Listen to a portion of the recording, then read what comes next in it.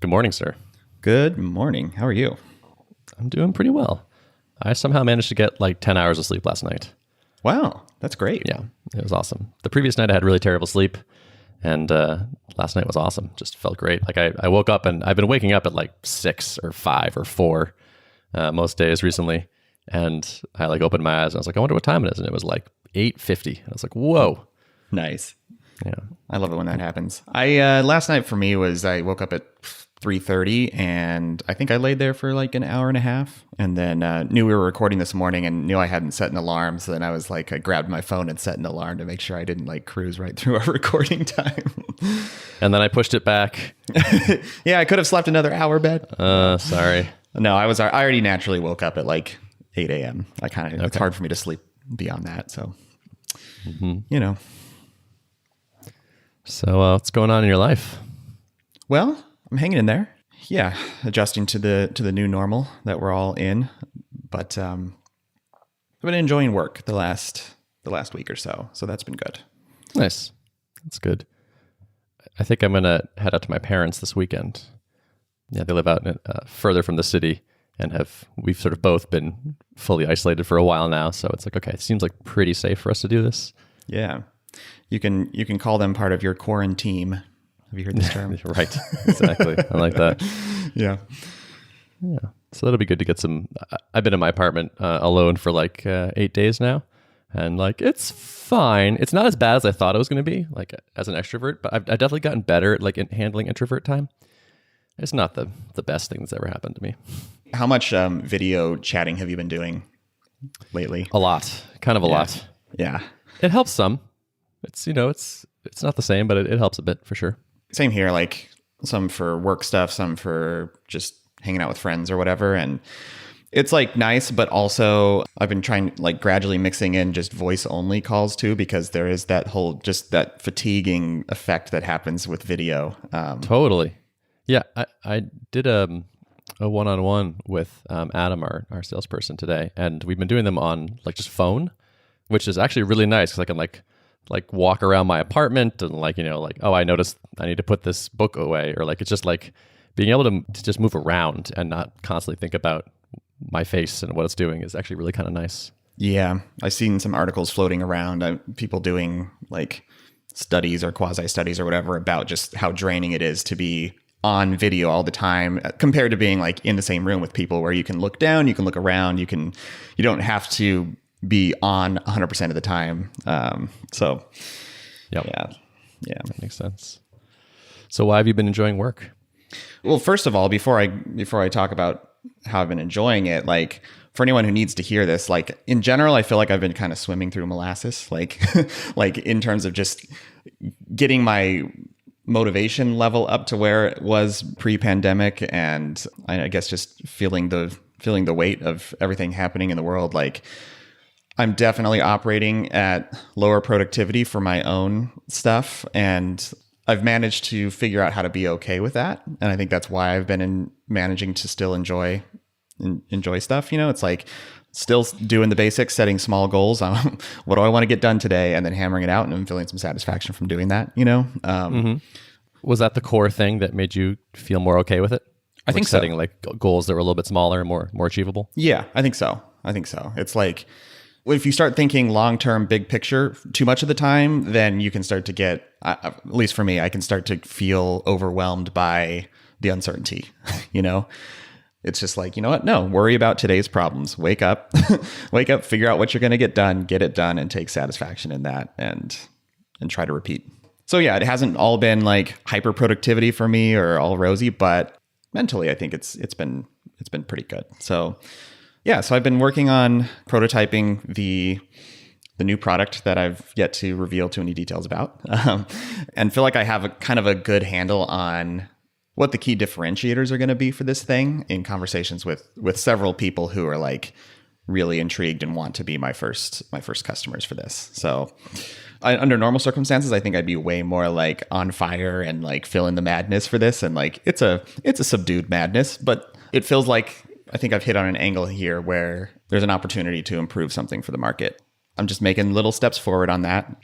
And I've been enjoying, actually, this has been fun to to work on a new problem that doesn't have quite the same level of like front end complexity. And so I've been building this as like a vanilla Elixir Phoenix application, server side rendered. And man, it's like the glory days of Rails for me, like early days, discovering just how productive you can be, staying on the mainline path of like, let's just render this with server side templates and drop in libraries as it makes sense, and things just move really fast, I found, compared to the other world where it's like, yeah, you spin up a separate app for the front end and then you write an API so the front end communicate with the back end and all the hoops you have to jump through to make that thing smooth.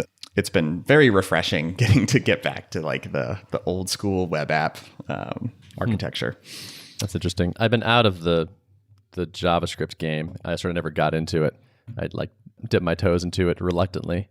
But that was always my feeling, was I was like, I feel like this is just more work than rendering this in the server, like by a lot. And so it's interesting to hear someone that has a lot more experience with sharing that perspective. Yeah. I mean, it's like something feels good about the model of thinking of your front end as just a consumer of the API, and like this clear boundary of like you send data from the back end to it and then it's responsible for rendering itself. Like there's a purity to that. There's something about that appeals on a theoretical level to me, but in practice, it's so much ceremony to get the same amount of stuff done. And so if you don't need it and you can afford to say like, maybe I have one piece of complex UI that could use like a React or, some kind of heavier, like delegate all the rendering to the front end type of thing, then if you can live with like maybe a flash of loading state where like it's initialized and you can just delegate that one part of the screen to React instead of the entire thing, like you can potentially benefit from having, the rest of it go really, really smoothly without a lot of ceremony. So, yeah. Okay, cool. Yeah. Yeah, I've like become this like grizzled, ornery, you kids and your JavaScript kind of developer over the years. Yeah. So I've started to like stop paying attention. So it's like I'm not reevaluating like, is this a good idea? Should I think about this? It's more like, this is not really relevant to me anymore. So I'm just stuck with these beliefs. Yep. Yeah. It's probably for the best for the position you're in.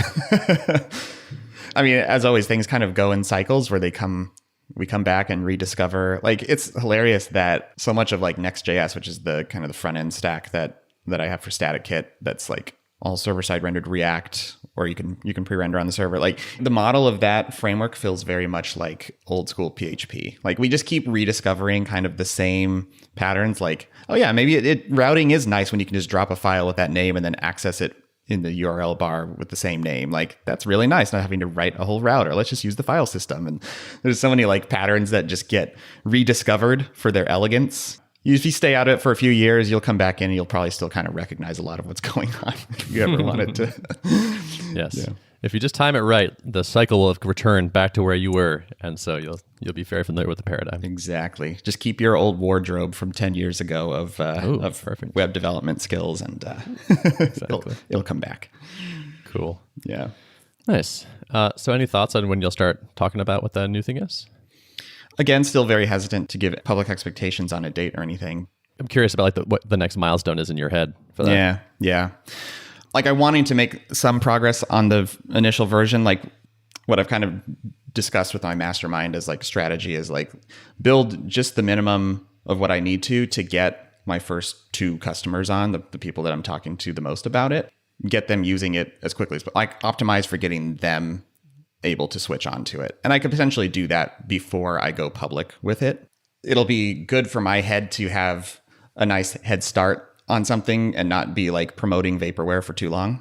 That's what I'm kind of debating, is like, do I get enough built where I can actually onboard a couple people before going public with it? That might not be a terrible strategy, and especially right now where a lot of people are really distracted, and I'm still trying to figure out what the right line is on like hyping stuff and promoting stuff in the midst of the global climate. And then my little Tuple project has still been chugging along, and that's still been a nice little diversion for me to dive into and make progress on. So it looks like we're getting like pretty close to dropping that in there. Yeah, I think my checklist is almost down to zero on like concrete states to design and stuff. So yeah, I think it'll pretty soon be time to start pairing with maybe some of the other Tuple devs and seeing about getting this thing glued in. Yeah, we should definitely schedule that next week, I think. Yeah.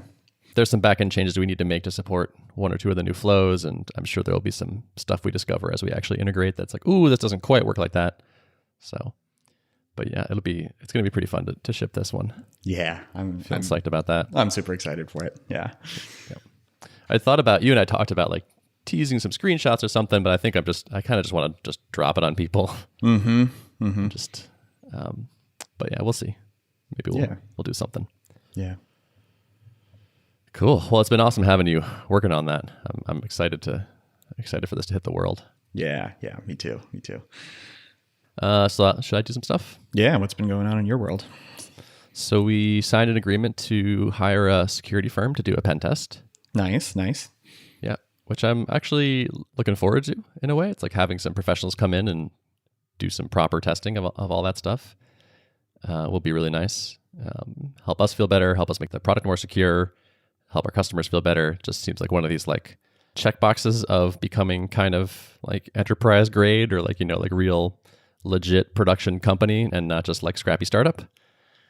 I think that's kind of like this year is going to be that. I think is sort of like our transition from 3 guys in a bedroom to, like a company, like a real one that has contracts and contractors and QA and doesn't break things and all that kind of stuff. Like it's just kind of graduating into the realness of a mature company. Yeah. What does the process look like for this? Do you hand them code? Do they hammer it from the outside? Like everyone I talked to recommended what they call gray box testing. So it's sort of like source assisted testing. So they look at the code to kind of give them ideas of things to go try to exploit.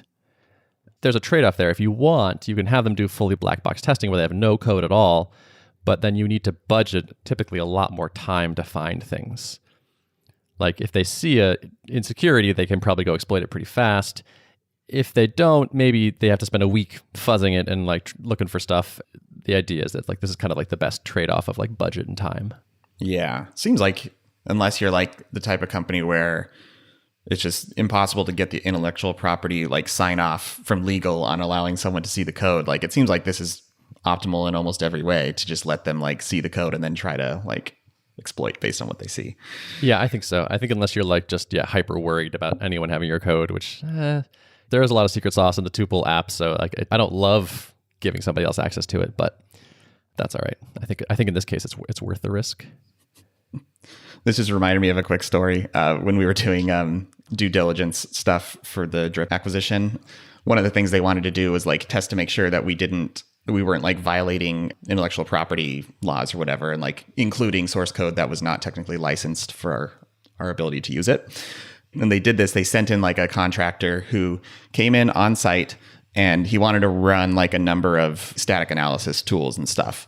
He had the software that was going to run this stuff and he needed to run it on our code base, but like he was like extra careful not to take any bits off site. So he came on site, put it onto like this Raspberry Pi thing, ran the analyses, and then like gave us the Raspberry Pi and was like, "Here, it's yours now," because I don't want any hardware that has operated your software at all.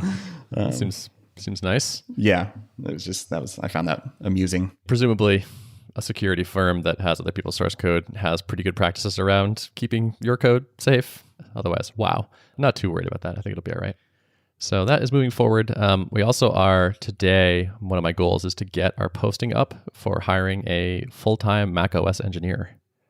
We are working part-time with Don, and that has been great, but it seems like Don wants to stay sort of part-time for now.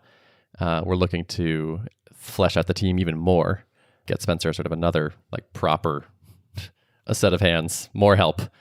There's still an enormous amount of code that's more or less being maintained by one person. And it's just not sustainable. And so we're going to get a job up for that pretty soon. Okay. And this will be like a W-2 kind of full-time thing, or probably full-time contractor to start. another item for us. Just one word on that, which is like, if this is maybe you, please let us know. Like, or if you know someone great, especially if they have a lot of experience like testing desktop macOS apps. I think that's one thing in the client that we would love to get more sophisticated on, is like an automated test suite. And how do you test an app that like connects two computers together with different monitors and a Bluetooth mouse, and like someone changes the headset from this to that? Like, there's a lot of really hard things to test in this app, but still figuring out some sort of testing strategy. If you have experience kind of wrangling these sort of things, that would be particularly of interest, because that's the thing I would love to see us head towards over the next year, basically, is like making it harder to like have regressions and feel more confidence in our changes on the client in particular. If that's you or you know someone, please let me know. Ben@tuple.app is my email, or tweet at me or whatever, but just please, we need this person and we want them soon. So urgency. And then we also hired, or like in the very last stages of hiring, an accountant. Okay. Yeah. No, you're really growing up now. I know, we're becoming a real, doing the back office stuff as well. We use Bench for bookkeeping, and they've been like pretty good, but they don't answer like accounting level questions or like modeling, like, can we afford to hire a full-time macOS engineer? Like, what does that look like? And like doing some modeling, and also just like, we're filing as an S Corp this year. So like, what salary should we pay ourselves? And like, who files the taxes and when and how? And just these things that like bookkeepers are like, that's not our bag. Right. So sort of like a contract, like controller, CFO type of role? Kind of, yeah. I mean, I guess so. Definitely contract, yes. But an accountant as opposed to, I don't know, other things, I guess. Yeah, yeah. Because this is distinct from like, I'm assuming you have hired an accountant to do your company taxes, right? But yes, that's just sort of like in a very limited engagement. Yeah, in a limited way. This is a little bit more of like hopefully a strategic advisory kind of relationship. This person that been talking to works with a ton of SaaS companies, especially like privately held businesses and things like that. And so just has seen a lot of the things that we're about to bump into, or things we've never gotten a great answer on, and has good advice on those things. Like we had a 1 hour call, and he was already very helpful. So we're like, yeah, great, let's do it. Let's get a pro involved here. Yeah, that's nice. That's nice and someone who's, has like some familiarity with the type of business. That's something I've found over the years with accountants. It's like, there's a lot of different types of businesses. And if they're not familiar with your type, then it could just be pretty painful trying to get them on the same page. So totally. And just like talking about like accrual versus cash basis, and talking about how do you deal with sales tax as you get a bit larger and you have customers in all these states, and the fact that like he anticipated / had reasonable answers for, and clearly a lot of experience in all of these little sort of edge casey or like, SaaS specific things, was just like, it was very helpful. It's like, okay, this is who we want to do this kind of thing. I guess we're hiring security professionals, macOS professionals, and numbers professionals. And it's, like I said, this is kind of, I think, going to be the theme. It feels like we're hitting like kind of the new phase of Tuple. I think if you talked to me maybe 6 months ago, or maybe possibly even 3 months ago, it was kind of like, let's just see how lean we can run this. How much revenue can we do with just, 3 people? And then like the market got bigger, the load got higher, and it's just like we started to feel the pain.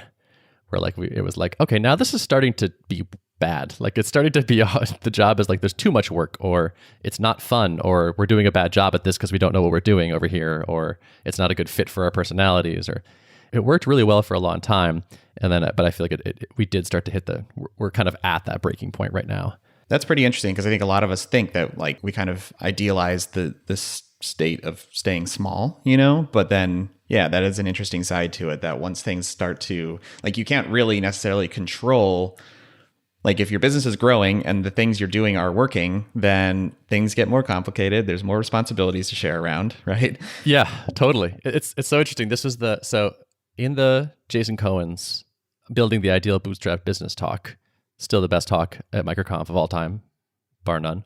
He does 90% of this talk about how do you build a great bootstrap business. And then at the end, he goes, so what do you do if it works? And he's like, well, now you have more and more customers, and it becomes hard to support them. What are you going to do about that? Are you going to give them bad support? Well, okay, so if you don't want quite as many customers, you could raise the prices, but that changes, who you get as customers and maybe changes the shape of the business in ways you don't want. You could sell this thing, but then maybe you're sad. A lot of people sell businesses and then feel pretty depressed for a long time. And it was like, I remember like watching that section and being like, yeah, whatever. Like that's, it's like, who cares about that problem? That's a great problem to have. And now it's like, wow, we're there. It's like we made a bootstrap business. It worked. But now we're dealing with all these problems that he talked about. And the thing that I used to dismiss is now kind of like, this is the job. This is what I have to care about now. So it's really interesting.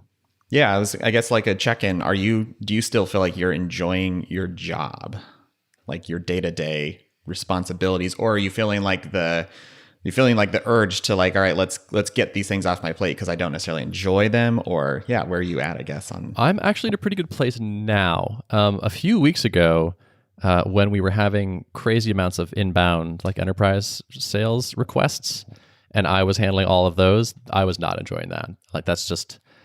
I enjoy talking to people, and I think I'm pretty good at like selling the company when that's needed. But the whole like manage a purchasing process, be really detail oriented, follow up with everybody at a good schedule, and get all the forms filled out and things, not a great fit for me. So like, I don't know, about a month ago, I was not enjoying it. Now that we have Adam helping and doing those things, that has taken off kind of like my least favorite job. So that has been really huge. And the rest, I think I always just enjoy a new challenge, like a new thing I have to go learn that I don't understand. And so because the company keeps growing, the challenges keep changing. While I do miss kind of just going in the zone and writing a bunch of code and like be operating in an area where I just feel very competent, I do also take a lot of pleasure in gaining competence in a thing. And going kind of deep on that topic and, reading some books and listening to some podcasts and then be like, all right, here's how other people think you should hire someone. Let's try to implement that version of, or like our version of that process. Yeah. It seems like an ideal personal trait to have as an early stage startup founder with the rapidly changing environment. I think it's maybe ideal if it's working. Yeah. Like if the company started to if growth slowed down and stayed flat for a long time, I think then it would become a liability. Because then I would be like, well, I don't like this. It's all the same. It's sort of like, I like learning new things, but like I'm sort of best at the first 50% of a project. And then like finishing it is like really harder for me, a lot harder. Like I like to figure out the pieces and kind of get things going. And then like, I feel like once I can kind of see the finish line, I lose all interest. It's not all roses. It's like I think there's some good things about that trait, but I do have like some weaknesses on there that come with it that I have to sort of work on. Could you ever see yourself pulling a Cohen and firing yourself as the CEO? I thought about that. I don't think so. I do really like being in charge of it. I like what the CEO job is. I don't think I would want to get out of that. Which does eventually become a interfacing with people type of job, right? Than a individual contributor type of job. Which does seem to me like in line with your personality of like. Yeah, I agree. I think that will work pretty well for me. Like if someday I don't do any of the individual work, but I have a team of people that lead various departments and I work with those people, I think that'll be okay. Like when I talk to people who I've delegated things to and sort of check in with them, that feels good to me. Like if I'm like making sure other people are unblocked and like everyone is kind of pushing forward and has the knowledge, the things they need, that feels pretty good. I don't miss the contributing directly that much. I think I might have the brain for that to be satisfying. Yeah. I don't hear you pining for your Vim terminal too often, Yeah. Which is, I pine for it a little bit. Yeah. But that's okay. I think that's a sacrifice I'm fairly happy to make, honestly. Especially as we get more and more great people on the team. Like having you doing this UI redesign is just like, wow, there's someone who's better at this than I am, who has a skill set that we lack, who is pushing us forward in a very clear way, and the product is going to get better for it. It's just like, this is so good. I get it. I get why you hire great people. Yeah, I can see how that can get kind of addicting, and it's like, great. What else can we do that on? Yeah, right. It's like, can we add 2 or 3 other awesome people that have like these great skills that will just make us more formidable and make the product better and make the customers happier? It's like, because that's the goal. Is like to just keep trying to make an awesome thing. And like, that's always been like my kind of main motivator is like, it just has to be really good. So if the way you make it really good is by fleshing out the team's strengths with people, it's like, okay, that works for me. Have you felt at all stretched on like, I want to hire this person, but we're bumping up against like our comfortable line for profitability? Like you hear people like Jordan Gall talk about this all the time with CartHook, where they kind of vacillate between like, we're profitable, now we're like wading into unprofitability a little bit so that we can hire the necessary people to get to the next level. Like, do you feel like you're in that kind of cadence right now, or is it not that tight, I guess? It's not that tight yet. We waited a long time before bringing on people. There's just like tons of margin right now to play with. Like the amount that we pay out to ourselves as dividends is a lot higher than we need. I actually need to sit down and kind of model out like, okay, what would it look like to hire this many people at these salaries? And, based on some growth projections of various kinds. And then like, what could we still pay ourselves if we hired this many people? Like what would the dividends look like? What would the profit look like? So we're kind of flying blind here. Like there's enough margin there that we've added some people part-time, like a handful of hours a week, definitely can afford that. Sure. Once we start talking about like full-time people, like developers, that kind of thing, it's like, okay, now someone's going to have to make a spreadsheet. Getting expensive. Yeah. Yeah. So that sounds like an e-job. Sounds like you should talk to Matt Wensing. Yes, that has actually been on my mind a little bit, perhaps. He might have a tool to help do some of this modeling. Yes. I think that's probably going to have to happen. There's this interesting trade-off to be made around like taking money now as we get it versus investing it back in the company. The pessimist in me thinks like, okay, someday Tuple will go bankrupt. Like eventually this company will be gone. It would be a shame if we had invested all the profits back in and basically had nothing to show. And like we had this thing that was a big success, but we never really won ourselves. I don't want to take nothing out as we go. I want to make sure we're like kind of like chalking up wins as we go. And also like as Tuple grows and its value goes up, it becomes a disturbingly large percentage of my net worth. And so like I need to kind of diversify out of that. So by taking profits out and putting them into other assets, it's like, okay, I'm kind of like helping to at least somewhat balance out this thing. But then also there's like, okay, of the things I can invest in, Tuple's a pretty good answer. Like I think it's a pretty promising investment. So rather than paying myself the next $1,000 or $10,000 or whatever, could I put that into a person who's going to help make the product better, the company better, the sales process better, that kind of thing? Is like, okay, so that's a pretty compelling idea as well. And so I'm trying to sort of balance these two things, like the optimist and the pessimist, basically. Right.